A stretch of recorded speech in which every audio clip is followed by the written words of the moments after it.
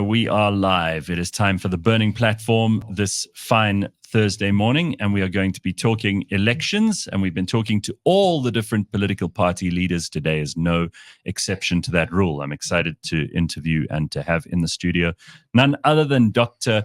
Pieter Groenewald. Hoe gaan het, Dr. Groenewald? Ja, dit gaan goed, dankie. En hoop en glo dit gaan ook goed met julle. Dit gaan baie goed met ons, Phumi, and I are ready. Dit gaan goed. Gaan het goed, Phumi? Okay, so ons gaan 'n bietjie Afrikaans praat vanoggend. No, that's it. That's my whole Afrikaans.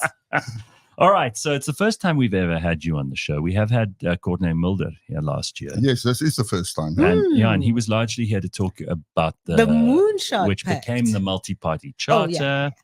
And today we're talking only exclusively about the Vryheidsfront Plus. So we're going to have an interesting a little bit about the multi-party charter.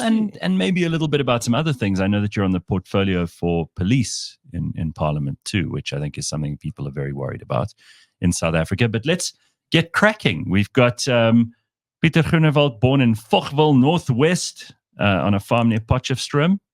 And you, of course, have been in the military. You were also in the South African National Defence Force Commandos until 1989. You have a law degree. You cannot breeze past the military and not talk about the Roman, what is the 5-horse riding simultaneously, right? What was that? The 5 horses. Yes. Tell us, what's this all about? No, it's known as a Roman ride. Yeah? And when I did my military training, I did it at the equestrian center. And I rode 5 horses at the same time. You stand on them. You're joking. Yes. Not in a chariot, but standing while 5 horses. Yes. You have the reins of all 5 in your hands? Correct. I do have a photo, and I'll show you it after the show. That's incredible. How did you know this, Phumi? Research, my dear Watson. Wow, Research. Look at you. Phumi's very well informed this morning. All right, so let's begin with the Vryheidsfront Plus and the elections. What do you think your chances are, Dr. Groenewald? I mean, you guys have actually shown nice growth. For one of the smaller parties, you've got a pretty good report card going into this election, built incrementally over the years. What do you think is going to happen in 2024? Gareth, we are doing quite well at the moment if I look at the reaction of people, but it's always difficult. People always ask me about the percentage. Yeah. Now, what I say, the percentage is difficult to say, are we going to get 3% or 4%? Because it depends on how many voters are going to vote. So what I say, what I hope for, is that we can double our representation in the National Assembly. In 2019, we actually more than double it from 4 members up to 10 members. And then we have 2 members in the National Council of Provinces. So what I hope for in this election is that if we can double the 10 to 20, I will be highly satisfied and happy if we can do that. That would be good. Now, how many people voted for the Vryheidsfront in the last election? It's about 416,000 people who voted for us. So a lot more people than you could fit in FNB Stadium. So that's a good number. Yeah, I think you can. Yeah, you could fill it 4 or 5 times over with that number. That's very impressive indeed. So why it was very interesting for me, the Roman riding, is because it's a lot like politics. Right, there are a lot of things you have to consider all at the same time, and so that skill stood out for me. And watching over the past couple of years, from the last national election and then all the by-elections in the local government elections, you are growing. Where do you think that support is coming from, and why? Okay, as you said, yes. If you look at local government, to give you a little bit of numbers, we only had, before the 21 election, we had 69 councillors in the country. We actually raised that to 238. Now, what is interesting is that I think people start realizing that they can vote actually for any other party or the party they wish to vote for, and their vote still counts. We must remember over the years, we always heard this propaganda of don't waste your vote on a smaller party. Mostly from the DA. Mercenary small Well, parties. you're quite correct. I mean, the DA, in fact, Songezo Zibi's got an issue with them at the moment, which maybe we'll have time for a bit later on. But they do. They go around telling people, don't waste your vote on the smaller parties. Consolidate your vote with us. Exactly. And that was quite effective. And that's why people did not vote for us before that. But after the 2019 elections, people realized, wow, I can vote for the party I wish to vote for, and my vote still counts. And if you allow me, I think it is important that the people understand, because many people ask me, but what is my vote worth? Does it make a difference?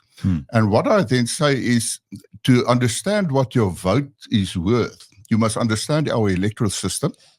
And we have the proportional, coming back to provincial, national votes. The electoral system, I say, is actually the formula, the system that is converting votes in an election, converting it into 400 seats in the National Assembly. And in simple terms, it actually means if you get 10% of the votes, you get 10% of the 400 votes. Now, to seats. Seats, I mean. So if you want to understand the worth of your vote, I make it very simple and say, let's say 10 people voted in the election. 5 people voted for the ANC, and there are 5 opposition parties who received 1 vote each. Then the electoral system comes, and it said, right, ANC, you've got 5 out of 10. That's 50%. So you get 50% of the 400 seats, it's 200. Opposition parties, 1 to 5. You each received 1 vote, it is 10%. So you each get 10%, it's 40 votes. But now, if you decided you're not going to vote because what's my vote worth, and say, for instance, the person would have voted for party number 5, what happens now? Now the ANC gets 5 out of 9. And 5 out of 9 is 55%. And that is the worth of your vote. So if you stay away, I mean, you make then you give them a simple majority, and they didn't receive 1 extra vote. So it's also the other way around. Sorry, if they get 4 out of say all the opposition parties that receive their votes, and one of them of the ANC stays away, then they get 4 out of 9. That's 44%. So that is how the electoral system works. In both directions, But I hear a lot of people saying too, and it's a fair comment, that if the people who are staying at home would have been ANC voters, that doesn't help the ANC either. Yeah, that's exactly the point that he's making about the 4 out of 9 for the ANC. I mean, this is what Kuleko Hlengwa from the IFP was saying last week. You know, is that if people do stay at home, normally it favors the opposition. And of course, that's true. I'm quite interested to know that more than the fact that their vote counts so much more when they vote for you, what do you think they're resonating with in your message that makes them come to you to begin with? I think in our message, what is actually attracting people is that specifically in this election, you will note that, for instance, our slogan is, let's repair and rebuild South Africa. That's our slogan for this election. And what we decided on is to say, look, if we want to criticize all the time and telling all about bad things in South Africa, we can talk the whole day. And we said, and I've actually used the example when we had our launch of our manifesto to say, we are all inhabitants of a house, in a household, and I call it the South African house. So in this South Africa house, we have, unfortunately, inhabitants that is actually trying to break down the house, throwing stones through the windows, removing the water pipes and all that sort of things. And then you can make a decision. You can say, listen, I'm not going to stay in this house anymore. You can leave. Or else you can sit in this house and you're not going to do anything. Now, the Freedom Front Plus says, no, we are in this house. We're not going to sit and do nothing. We are not going out of and leave the house. We are going to ensure that we get rid of those vandalizing the house. And that's why we say, let's start repair and rebuild South Africa. So we want to give a positive message to the people. We must give people hope. People are really in despair in certain instances. So we're coming forward, and then we put forward our policies. And of course, we can talk about that. And we believe that our policies will create a better future for all in South Africa. All of us want actually to live in a country where there is prosperity, where there is peace, and where you are safe. Yeah. And we do believe that putting forward our policies, we can create that. But all right. So no, I think that's a very good place to start, and I don't think anyone's going to disagree with that stuff. But let's be fair, Dr. Mulder, they're going to be Dr. Pieter Groenewald, that there are going to be people who say the Freedom Front Plus is only, this is what they say, right? That you're only Afrikaans, that you're only white, that you're the only right-wing party, which may be true, it may be a compliment or it may be an insult, who knows, but that you're only a party that's right of center. Most of the other parties would identify as liberal, right? So they would be left of center, even the ones that are moderately left of center. So how do you manage, and this goes back to Phumi's question, to attract people from other places? Because otherwise, you've already reached a ceiling. All you can really do is cannibalize off some of the other opposition parties. Which they are. I mean, you are attracting people from DA in some instances. Just looking at the local elections, you've attracted quite a number of people away from the DA into your party. What is it that you think is attracting them? Why are they voting for you and not the DA? We all know that the politics is always about perceptions. Yeah. And Gareth has mentioned it to say that they see us as a right-wing party. Now, let me just correct that. People think that, yes, we are only white. We are a far-right party. And we actually started to position us and to show to people that we are not far-right. We are center conservative party. When I say a center conservative party, I mean we're in the center with conservative values. Values like integrity, honesty, hardworking, and respect. Family. All those sort of... Religion, maybe. Religion. I mean, our first founding principle is that we say we recognize and we build on the Holy Trinity. That's one of our first founding principle. And what I find is that people all over South Africa, they say to us, they like what we are saying, and even political analysts actually repositioned the Freedom Front Plus as center conservative. So first that. Coming back to your question, and I think that's exactly what happened in 2019, and I've mentioned it now, just now, that people realized that they can vote for another opposition party and their vote still counts. Many people came to us and say, listen, I like your principles, I like your policies, but we must now first vote for the strongest opposition party to get rid of the ANC. Now, they now realize that there's no one single party, specifically an opposition party, who will be able to win the ANC. And therefore, now they can vote for an opposition party, and also understanding the electoral system, which I've mentioned, to say, and that's what we say to people. And I think with our manifesto, I don't want to give all the names, but I mean, there were political analysts, well known in South Africa. They said they were quite surprised with how our manifesto launched. They didn't expect it. So many black people at our manifesto. And for the first time, they realized that we are not this exclusive white political party. In 2019, we actually had Mr. Pieter Marais. He's a brown person. He's our representative in the Western Cape's legislature.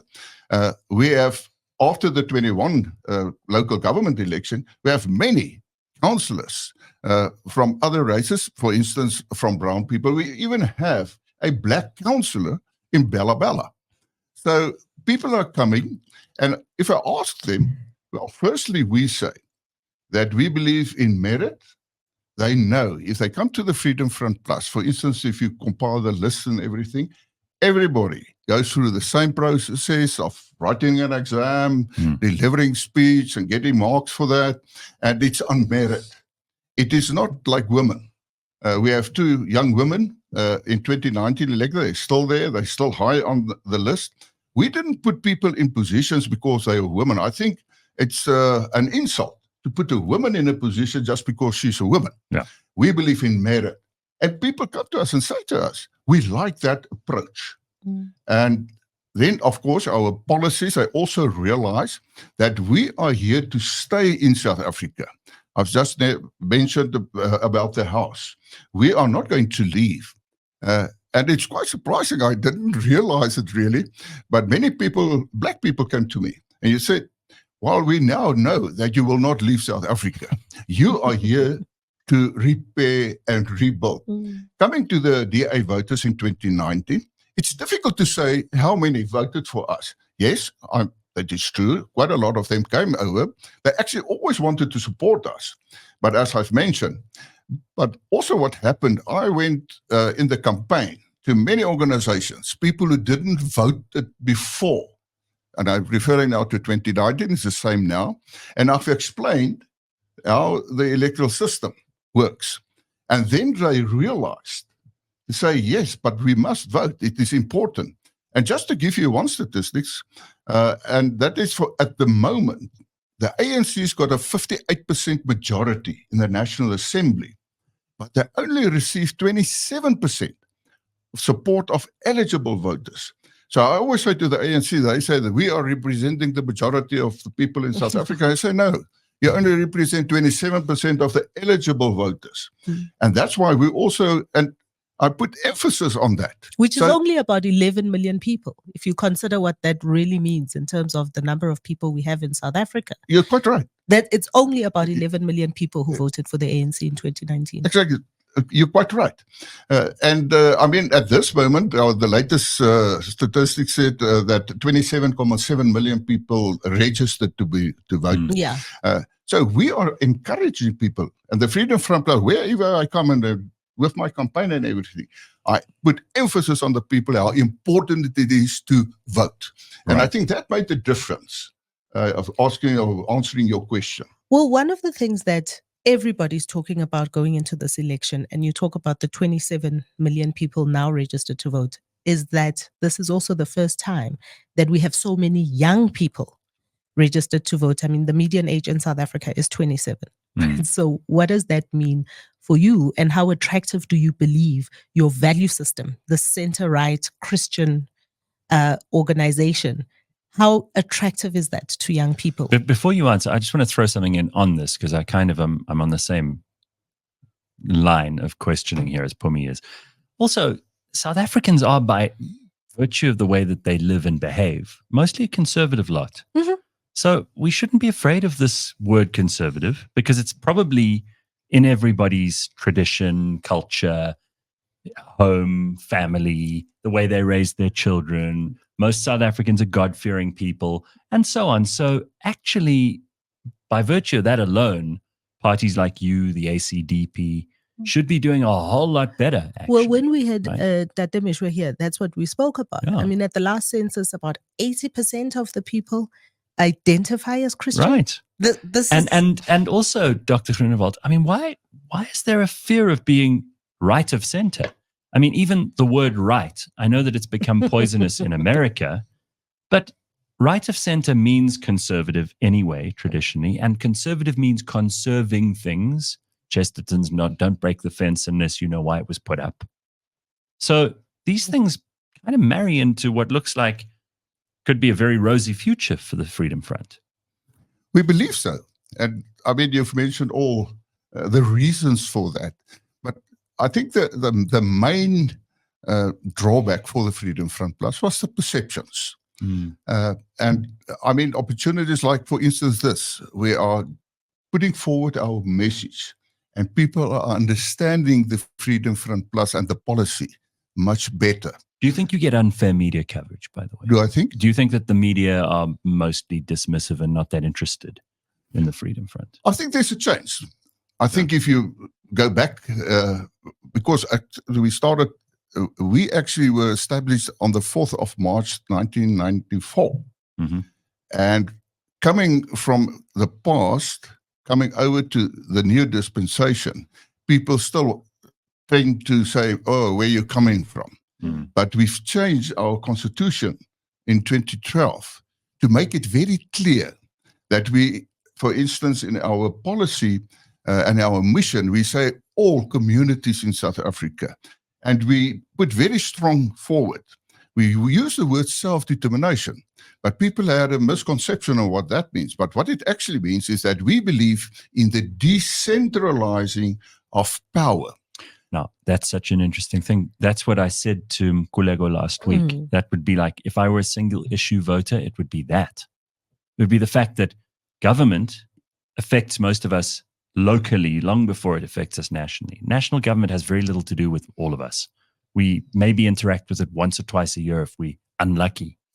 But local government really matters to us. The water, electricity, the roads, the rubbish being picked up and cleaned up, the street lights working, the potholes, that kind of thing really affects people. Sewage systems, right. So if that's what you guys are doing, and if that's what the IFP are doing, so far, those are the two things that have grabbed my attention the most in all the campaigning so far. You're quite right, Gareth, because, and the reason we say that, let's take the municipalities. Although this is a provincial national election, we say it will have an effect on the local government level as well. What the ANC did is they centralized a lot of municipalities in one larger municipality, which we said is just the wrong way around. If you really want some good service delivery, you must decentralize, you must have smaller municipalities. Before 94, I was a mayor of my hometown where I live is Stilfontein. And I always use the example, a simple example. If I go to a shop getting some milk or something, and then they see me and said, well, are you aware of a water pipe burst we had at a certain street? And I said, no. Those times, then I go home, I can phone my municipal manager, and the next morning it's fixed. You immediately know about the smaller the municipalities are, you're more in contact with the community, and you can really have better service delivery. And that's what we mean by self-determination. The community comes forward, and they actually governing themselves. And we say that is the solution. If you go, for instance, you go and look at Switzerland. Switzerland have more than 3,000 municipalities. It's a small country. 3,000 municipalities. We have 250. Each street. But that makes it much. Every 3 people, isn't it? Well, actually, but it's very effective. So I think people start understanding that concept of self-determination, and that actually means more power to the people and the community. Do you guys control any municipalities directly, or are you in coalition in all of them? We're only in coalition, specifically Tshwane, but there is no municipality we are controlling by ourselves. Okay. Because there's some comments here just quickly from some people who say, the Freedom Front, here Azalea Nivenais says, the Freedom Front Plus gets shit done on a municipal level. They're great allies and their members are very forthright. Just my experience. That's her experience. Congo Christoffel says, Freedom Front Plus is going to get a bit of a foothold in the Western Cape this election. They seem to be the only other reputable party who can provide a check and balance to the DA province. Interesting. Any comments on those things? Okay, let me first say, when it comes to the Western Cape, we don't want the ANC or any of the EFF or any other party to be the government after the election. But what we say is, we don't want the DA to be the only party to govern the Western Cape. We want to force them to go into a coalition with the Freedom Front Plus. And then we will ensure even better services and better government in the Western Cape. I always say, everybody knows it, that yes, the DA is a better government in the Western Cape than all the other provinces. But then I say, you must be a very, very bad government if you are not better than the ANC, but that's the size. But we do believe that we can make a big difference if they are in coalition with the Freedom Front. You were sitting right next to Gaten when he said John Steenhuisen gaan answer some Malton about that. Right? And listen, I believe you gave the president a tongue lashing the other day. Right, Phumi? Yeah, we saw that. Well, look, the DA is having a bit of a conniption about all of these parties and what they believe they can bring to governance, not just in that province, but everywhere. So this is a good time, I think, to ask about the MPC, the MultiParty Coalition, because you were among the first that signed up to the coalition with the DA. And now they're saying they're happy to go into a coalition with the ANC. How does that make you feel? That's no surprise to me, in this sense that when we started with the multi-party charter, the MPC, we came to an agreement, but we must understand the agreement. And that is, for instance, that we are not in a coalition at the moment. Coalitions are only formed after an election. Mm. But now people ask, but why do you have the MPC then? The reason is that our constitution in the country determines that within 14 days after the official results of the election has been announced, you must form a government. You must elect a president. So we said to each other, it's impossible to have a coalition forming in 14 days. We will have to start before the time. And that's why we, and specifically the Freedom Front Plus, joined in this process. We had many meetings before the time, and only the leaders came together. Mm. And we decided and said, yes, we will have to take hands. And I always say the Freedom Front Plus will take hands and we will work together, but we will not become part of one single opposition party or any party. So we will work together, but we will not merge with other political parties. And the first clause, actually our first paragraph in the agreement is that we recognize the independence of each and every member of the MPC, and you can put forward your policies. Now, coming to your question in terms of the DA, I do believe that if we as opposition parties, if we do get a majority as opposition, we will form a coalition and the DA will be part of that. I do believe that. But what the DA said is that if we do not get a coalition government, then they will be willing to form a coalition with the ANC. I am on record where I said that the Freedom Front Plus will not go in any form of coalition with the ANC or the EFF for that matter. But that is the choice of the DA. And I mean, they've said they're open to that. Yes, exactly. And they have their own arguments. But I do believe that, and I said it already, that if we can get a majority as coalition opposition, they will be part of that. And we must also remember there are parties who are not members of the MPC at the moment that actually said already to us in confidence that they will join us after the election, depending on the results. Hey, Dr. Groenewald, it seems to me like people forget that after the election, there's going to be a lot of pragmatism suddenly. People are going to discover that they got to do what they've got to do to cobble a government together. And, there'll be horse trading about this portfolio or that one. Or, I mean, it seems almost silly to make an arrangement before the fact. Yeah, I'm wondering is this the DA not negotiating in bad faith, where they are saying in the MPC, we must come together so that we can keep the ANC low, so that we can keep the ANC in check. And then outside of those MPC meetings say, actually, we're happy to go with the ANC if it means that that's not negotiating in good faith, is it?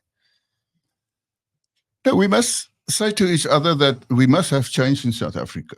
Mm. We have no option or choice, actually, when we talk about that. But then I still say, if you respect the independence of each and every political party, you have to deal with that matter of what they are saying, but you must deal it in such a way, in a responsible way, to say what is in the best interest of South Africa in the end.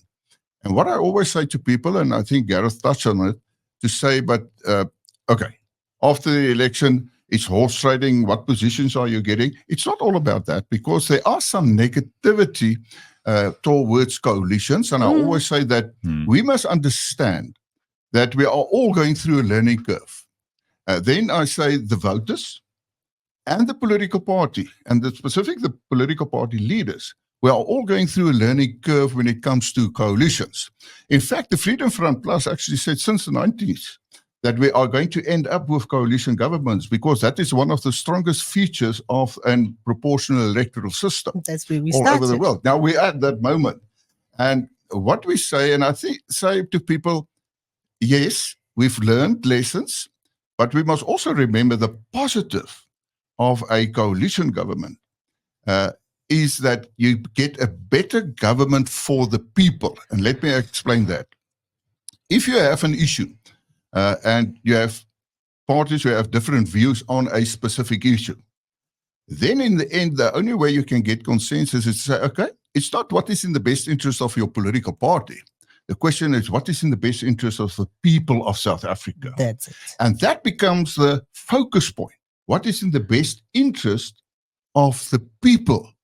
And I always say, if you're rational, and I do believe that we have responsible political leaders, then we will find each other, even although our political parties differ on certain issues. What is in the best interest of people? And that, I say, is one of the features which is a very positive feature of coalition government. I mean, I visited Germany last year, 10, 12 days, learning about coalitions. I mean, they are the champions. They are actually in a coalition government after World War II. People don't always realize that. They've been in coalitions ever since. Yeah, exactly. So what we say is that there are positive matters. Another interesting angle on a coalition government for South Africa is what people don't think about, because I do get these questions from people, but if the ANC loses, we're going to have turmoil in South Africa, there's going to be an uprising and all that sort of things. Now, the fact of a coalition government, the transition from a one-party dominance in politics, going over in different political parties into a new government, is actually a very good thing in this sense, that people won't be able to say, are you replacing this ANC government with one single other party, and we don't like this party. Now it is a coalition of different political parties, and quite a lot of the supporters of the ANC. We started as a government of national unity. Right. So when we started, hence the proportional representation. But speaking, I don't want us to talk a lot about the ANC and what they mean or don't mean.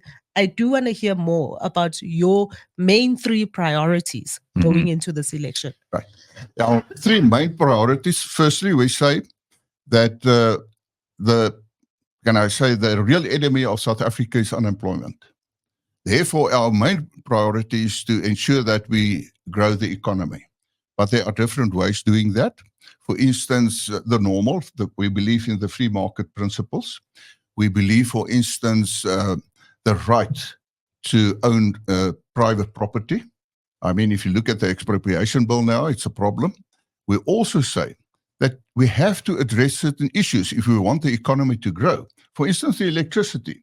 And to give one difference, the Freedom Front Plus is putting on the table is we say that the theft of electricity must be criminalized. We must remember an illegal connection is criminal, but if you've used a lot of electricity, there's no legislation that criminalizes that. So we're putting that on the table. And then another, unique issue we're putting on the table. We also said that we must look at the financial management of government, because we must attract potential investors in South Africa, even potential, business people in South Africa who wants to expand their businesses. It's not only about foreign investment. And what do those people do? They look, how does the government manage its finances? Mm-hmm. Because if it is in a responsible way, they know that taxes are not going to rise and all that sort of thing. So the Freedom Front Plus comes forward and we say there should be a fiscal commission. Now, this fiscal commission must be an independent commission, and we can actually compare it to the Reserve Bank, the policy making who decides what is the interest rate in South Africa. Now, we say our unique proposal is that this fiscal commission must determine the VAT rate in South Africa. So they must determine a specific, amount, say this is what the government should have. You would maybe mess with the percentage that we pay in VAT now? You would maybe change that? Well, let me explain the commission, then I'll answer that one. All right. But say, for instance, if the government is not responsible when it comes to their debt, then they can raise the VAT rate. I mean, at the moment, South Africa's state government debt is 5.5 trillion rand. The service fee annually is 382 billion. So we say that's irresponsible, so they can raise the VAT. But if they are a good government, then they can lower the VAT rate. We won't raise the VAT now because, I mean, it's difficult times for people. But that commission, if they are there, that actually is a barometer for what the government is doing with your tax money. Yeah, I mean, I love this for obvious reasons. I mean, you never hear of tax coming down in times of prosperity, but it should. It should. And that's why we also say that part of that is to lower taxes for people, individuals, as well as for companies. And Pieter, what about business, stimulating small business and international investment? How do you do that as a government? Because in my understanding, government needs to get out of the way. The less they do, the better. The less they interfere. No red tape, no complex labor legislation. Is that what you're going to do? Exactly. Really? It's part of our manifesto. For instance, we say that the powers of the unions must be curbed in. Yeah. They have too much power. For instance, they must take responsibility if there's an illegal strike, for instance. And if there are damages, even if it's a legal march or whatever the case be, they must be responsible for the damages. So we must financially responsible. Yeah, financially. Yes, good. Yes, financially. Yeah, good. So they must take that responsibility. So you must go in that. And it's true. The problem with the government is that they think they are an employment, agency. A government cannot create jobs. It is the private sector. And what the government must do, and they don't understand it, we say that if you're the government, you must make and ensure there are circumstances conducive and for people to invest. And you even mentioned local businesses, small businesses, that they can expand their activities so that people can have jobs. I always say, if you don't have a job, it actually touches on your pride. Everybody wants to be proud on what I can see to my family or my loved ones or whatever the case may be. But if you don't have a job, what do you do? And that's a huge problem. Yeah, we talk about human dignity, but without being able to provide for the ones you care about, you don't have the ability to pass on human dignity either, or to have your own. Yeah, of course. Well, and with that, of course, then we bring in safety, crime in South Africa, corruption, of course, is also quite a priority. And if I talk about crime in South Africa, the criminal justice system is failing the people of South Africa. I mean, and the criminal justice, if I refer to that, I talk about the police, I talk about our courts. I talk about the correctional services. Now, Thabo best showed us what is the situation with our correctional services. But there is too much corruption when we talk about these agencies. I always say that I salute the hardworking police men and women but there are too many bad apples. Okay, so let's just dwell on that for a second, because I think a lot of people are interested in the fact there was somebody in the comments earlier who rightly said, you're on the portfolio committee for police. What have you been able to do on that committee so far as a demonstration of what you might be able to do if you had more power as the Freedom Front or as an individual MP? And also, what do you think the biggest problems that the police are facing are? You've already mentioned corruption. And you said there are good cops. And I feel the same way. There are obviously good, honest men and women who are trying to help and trying to do their job right. But there are also a lot of bad apples. Besides that, what can we do in the short term to make policing in this country better and more effective? Well, firstly, we will have to reorganize the top management of police. There are people there which I don't think is really competent for the job. And then we must also then go and look when it comes to the psychology tests, psychometric tests for people to join the police services. They just get people in. If you want to be a law, can I say, enforcer, you must have a specific personality. People are misusing it at the moment. And part of the problem is also the training in this sense that they lowered the standards, which is not acceptable. And I think if you just take those 3 steps, the first thing, for instance, what should be done is there should be a lifestyle audit on all senior management in the police. And then we can say, well, there must be an audit on the qualifications. Part of the problem is, unfortunately, I asked what do we do in the portfolio committee. For years, I've complained in the police portfolio committee and to the government to say, and it started actually in 1999 when Thabo Mbeki became the president. He appointed Jackie Selebi as a police commissioner. Now, the fact is that Jackie Selebi was a diplomat. After him came Becky Cele. He was a politician. After him became Ria Pehega. She was a social worker. I said many times, all these years, you cannot have a commissioner of police who are not an experienced policeman or woman. Yes, the minister is a political appointment, but that actually was the cause why we ended up in the police services with people in the services who is really not competent. And of course, if I go to the police in itself, we do believe in specialized units, not only, for instance, in cash transit crime or anything like that. We also believe that there should be a specialized unit for murder and robbery, also for rural areas, which include, of course, farm murders, but the whole rural community. Because we say that if you have those specialized units, it must also be prosecuted-driven investigations. We must go back to the Scorpions. And what's the benefit of that? Specifically, when we talk about a prosecuting-driven investigation, that means you actually take a prosecutor with a investigator.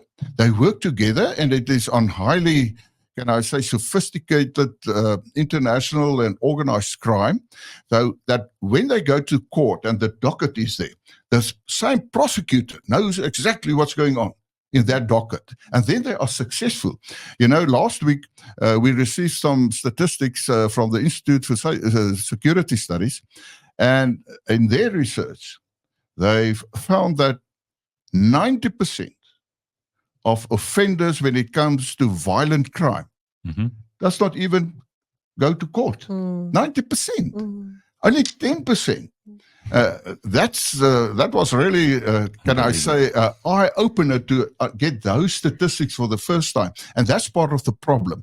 We live in South Africa with the problem of impunity. And we will have to change that. Well, you know, just in the past 45 minutes of this conversation, it's quite clear that you have a very pragmatic approach, not just to politics and being in parliament, but also to the kinds of policies that we need to be putting in place. I keep saying it's a grown-up in the room. And I want to bring you back to my question about young people. Yeah. Do you believe that your message that your attitude, that your views can attract young people to go to the ballot and vote for you. Yes, sorry, I've missed that one. That's true. Yes, for instance, we have a national structure for the youth. We get a lot of young people joining. Our constitution determines if you are 16 years, South African citizens, 16 years and older, and you prescribe to our policies, you can become a member. We have people, children, 16 years and older, and 16 that join the Freedom Front Plus. If you go and look, for instance, and just come to the youth and the young people, in 2019, 70% of our members in Parliament were below 40 years old. The youngest is a woman. She was at that time, she was 29 years old. So we attract them. What we find in our statistics, I must say that the majority of the people is actually between, say, 29 and 41. That is quite interesting. And I do believe it is because, and I'm coming back to specific young people like at universities, students. Well, I was a student. When I was a student, I was not really interested in politics. There are much more important things to think about.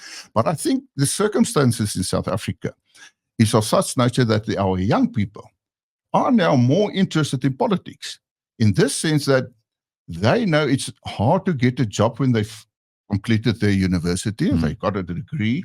Where am I going to get a job? And therefore, they are now more interested in politics. And we find that. For instance, if you go and look at our councillors, it is young people coming in. And the reason I think we have this, and I see it as, say, 40 years and 29, it's young couples. They have small children, most of them, and they ask themselves, well, what is the future? They say to me, well, you will be surprised. You get young couples, not one or two or three, quite a lot of them come to me and say, Pieter, do you think we can have children? And it's sometimes a bit a difficult question to answer. So while you decide whether you want to. Are you doing it right? But what they mean actually, there's one way to get do we still have a future in South Africa? And I said, you will always have a future. It doesn't matter where you are. So if you want children, yes. And I think people are getting, and that's why young people are starting to look more at the Freedom Front Plus. Like you've mentioned, some other even adults and other people, they now start realizing what the Freedom Front Plus really stands for. And they like our policy, specifically when it comes to merit. We openly say that we don't believe in black economic empowerment. We don't believe in affirmative action because it really didn't benefit the masses. But that's a subject on its own. And the young, you go to students and ask them about affirmative action. The first thing they say, we don't like it. If I get a position, I want to be in that position because of merit. And we put emphasis on merit. And we also put emphasis to say that there must be skills transfer, not economic transfer. There must be skills transfer to build South Africa. And that is what we find, that the young people, the young couples, if you can put it in that way, that attracts them to the Freedom Front Plus. Okay, so there are a couple of people in the comments here. I don't know if they've just got it in for you or not, but we're going to go with this anyway, because sometimes someone wants to know, what do you earn as an MP? And you talk about lifestyle audits. If someone did a lifestyle audit on you, would they discover anything as an MP? Like, do you have like some lucrative business on the side or something? Because people often, with Gayton McKenzie, they said the same thing. Like, where is he earning his money? You're just an MP. Yes, I'm just an MP. I mean, what we earn is not a secret. It is publicized in a government gazette. But we must also say that is the total package, also including in terms of your pension. And for instance, political party leaders, we get a little bit more. And it's not a secret. We get about 1.3 million rand annually. That is what is publicized. But then we don't receive a vehicle. I don't have bodyguards. People always ask, but where are your bodyguards? I don't have bodyguards. I have my own. Has 10. Who, the mayor of Joburg? Did you not see this? Has 10 bodyguards? For me, you're joking. I joke not.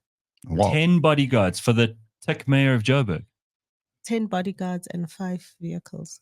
It sounds if they are bodyguards for bodyguards, but okay. What I A want lot of to, people who want to kill him, maybe. well, that's a possibility. But what I say is that is our remuneration. Mhm. Yes, we live. I live in Acacia Park in Cape Town.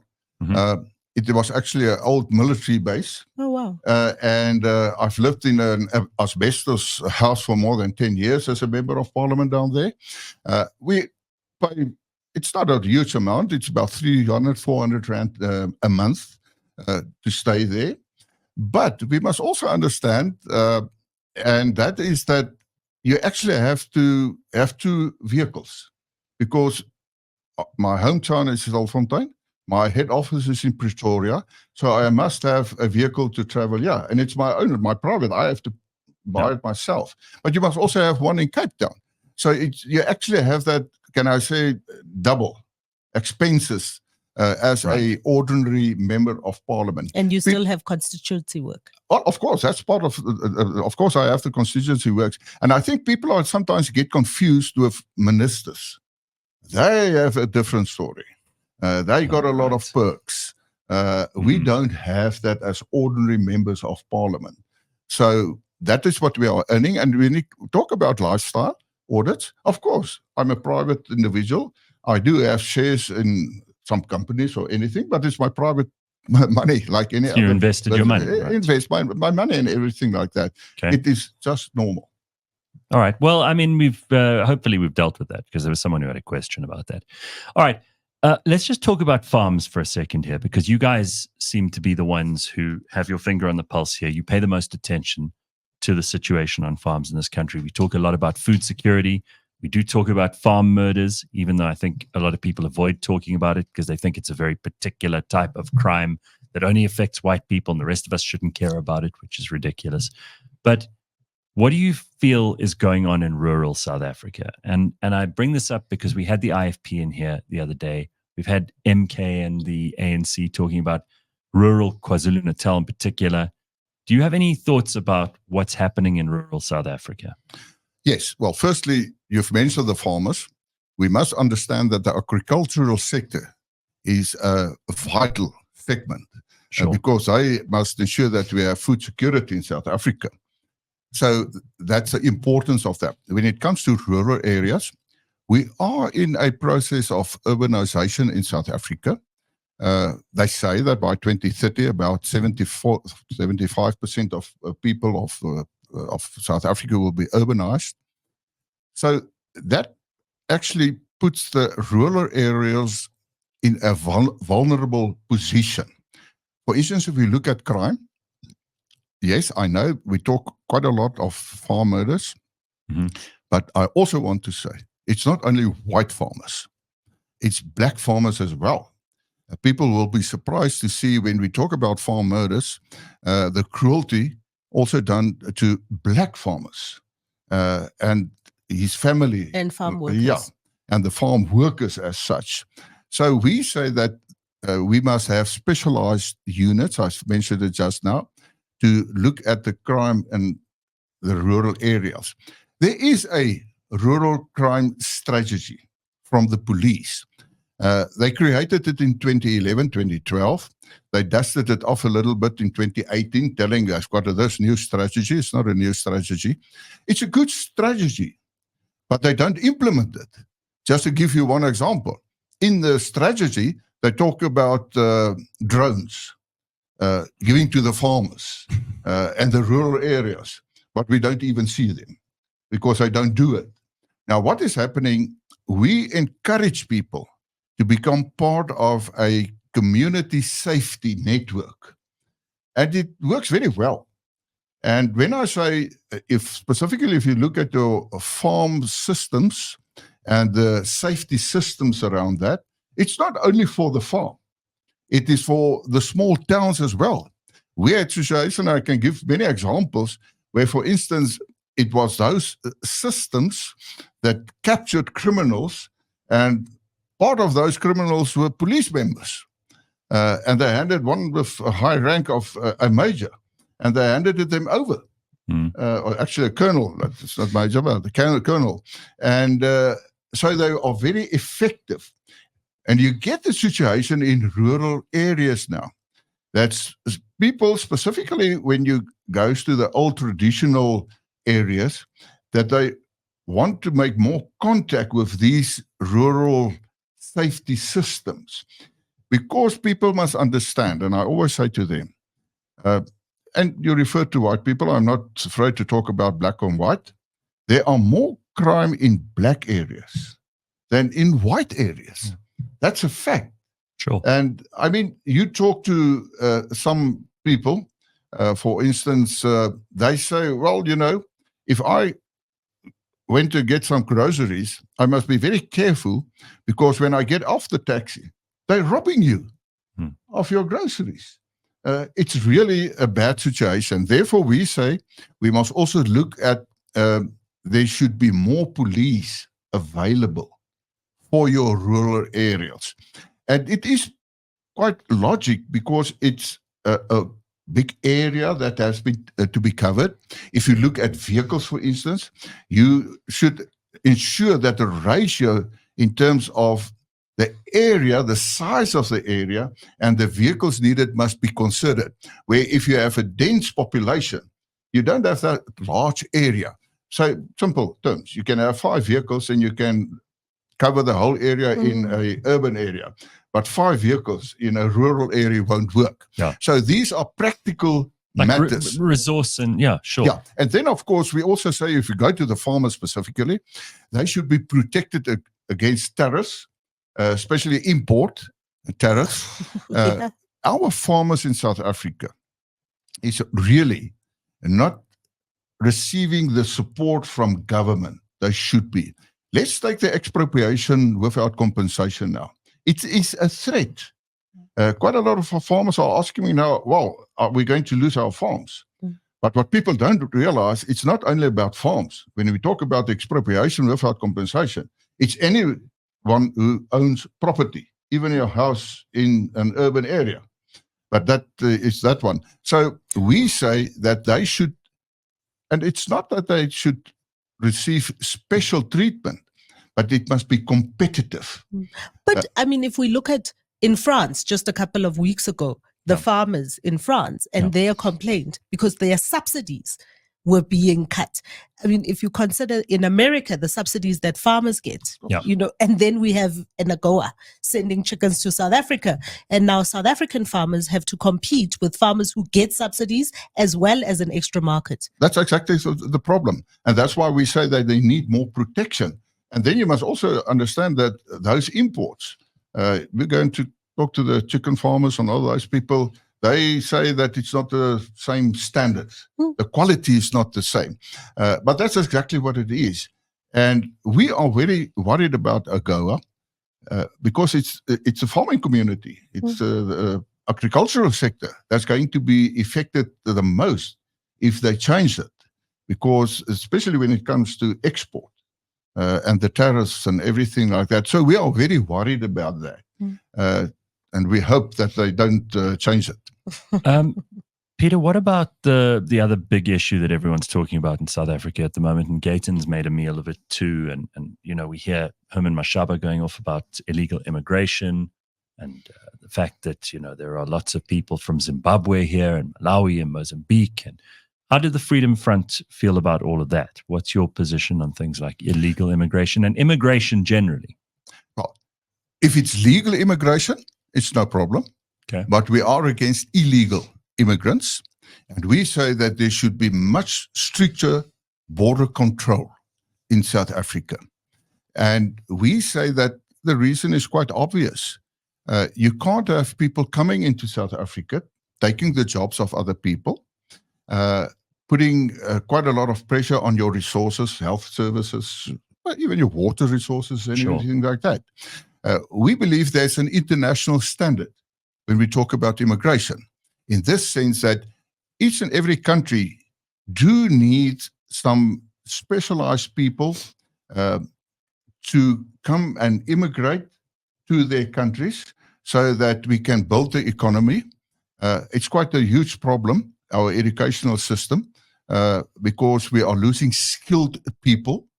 And by the way, can I just mention 2 years ago already, Statistics South Africa found that more black professionals are leaving South Africa than white professionals. So we get a skills shortage, and therefore we must have and allow immigration. But we cannot allow people to just come into South Africa. You know, people telling me that at Eswatini, when it is the end of the month, people are just going over the border. They get even SASA on certain social grounds, and then they're back in Eswatini. That's totally unacceptable. So we say that we must ensure that we have proper border control. Let that king pay for them. That king of theirs, that King Mswati III. Let him pay for it. I don't know why we have to pay for the people of Swaziland as well. All right. So one of the other things that you brought up here is skills and the labor force. How are we going to attract people to South Africa, not just international investment, because investors will go wherever there's a buck to be made. But we need skills. How do we retain talented young black and white people in this country? Because I think a lot of your voters are probably thinking maybe they should look at overseas as an option. That maybe they voted for you before in other elections. Maybe they've already left. But certainly a lot of young Afrikaans people I speak to, men and women, saying they don't see a future for themselves here. Listen, even if they are overseas, they can vote. Yes, of course. But there's a small number who do, right? And it's not even one seat in parliament if you put all of them together. And actually, yesterday there was a big win for expats voting, because now you don't have to vote only at the embassy. I think you can also vote. Yeah, anyway. On that one, I can say those expats must thank the Freedom Front Plus, because we went to the Constitutional Court in 2009 to the 2009 election. We wanted the Constitutional Court to ensure that expats can also, if they're still South Africans, that's what the expats, South African citizens can vote. So we started. But coming back to your question, what I found when I talk to people like that, the main issue is that they say, do away with affirmative action. It sounds very, can I say, what people do really understand from that, because they say, well, we are going out, we're not sure we're going to get a job. Well, we don't get a job. And I once had a black engineer on the plane. We had a talk. He was leaving the country. And I asked him why. He worked at Eskom, as I said. He said, well, I'm the engineer. I have to take the responsibility. I have to sign documents where I say I take the responsibility for a specific job. But my manager, he is not an engineer. He is in that position because of affirmative action. And I can't bear it anymore. I'm leaving South Africa. And I put it as a real example. And that's why I say, you're asking me, what are we going to do to make it attractive for people to stay in South Africa? We have wonderful people, black, brown, Indian, white, doesn't matter, who do have the talent to build South Africa.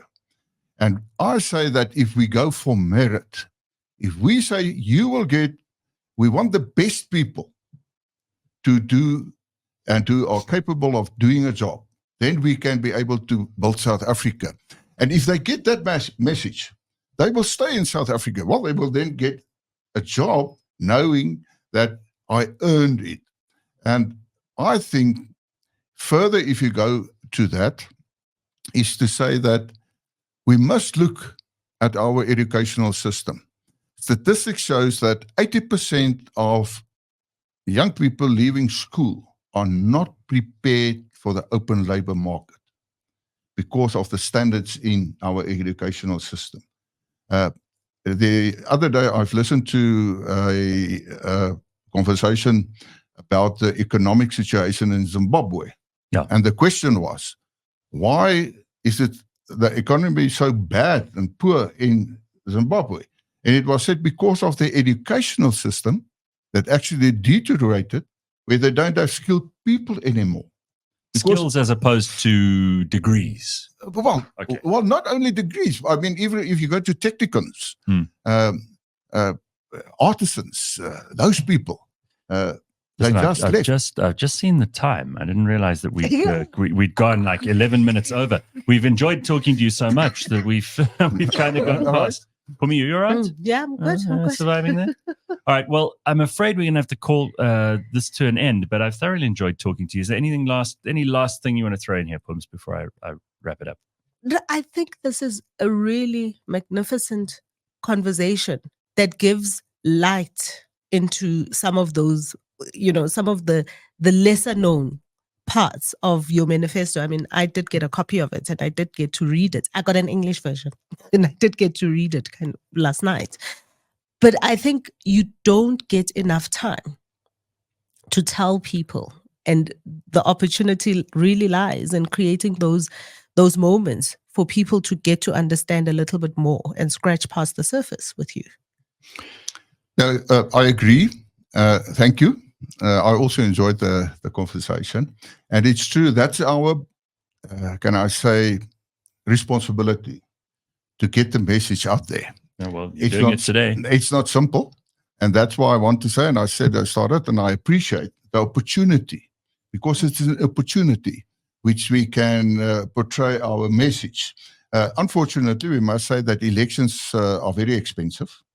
And the Freedom Front Plus, you will see when the Electoral Commission publicizes the donations. I actually haven't seen you on that list. Exactly. You know why? Why? Because in terms of legislation, only if you receive more than 100,000 Rand, then it must be, well, you give of all the donors, but then it is publicized by the Electoral Commission. So we don't receive real donations more than 100,000 Rand from donors. That's phenomenal. And other parties are getting handouts from NGOs globally, from local rich people, from... Well, they get millions. And I can also say all our elections since 1994, we did not have debt after the election. We did everything. You run a clean ship. We're running a clean ship. And we're still doing that. So it takes time. I always say to my people, how do you eat the elephant? You eat it piece by piece. One bite at a time. Yeah, but I think what is important, and that is what I want to say from my side. Firstly, thank you for the opportunity. Sure. But we must always have hope in South Africa. And as a Christian, I always say, what's the difference between a Christian and other faiths? A Christian always have hope, because I do believe if we put our trust in our Heavenly Father, we will survive South Africa. We will be able to rebuild South Africa and repair it so that we can have a prosperous, a peaceful future for our people where they can also be safe. All right, Hallelujah. well, listen, Statke, good luck with the election. I've said this to every party that's been here, and I wish you luck. I think Is there an Afrikaans word for hallelujah? Yeah, Hallelujah. Hallelujah. Hallelujah. Hallelujah. Across Hallelujah. Hallelujah. Baie dankie van my kant af. Thank you very much for the opportunity. Thank you so much. It was good. Thank you. All right, everybody. That's the Burning Platform today. And you also get an extra 15 minutes. Who knew that? I hope you have an excellent Thursday. We will see you on tomorrow's It's to make show. up for your grumpy 15 minutes at the front. Stop it. I'm allowed to be grumpy from time to time. Let me be grumpy when I can. All right. Thanks, everybody. See you tomorrow. I forgot to bring a comb, guys. But you know what I do have? What? It's food.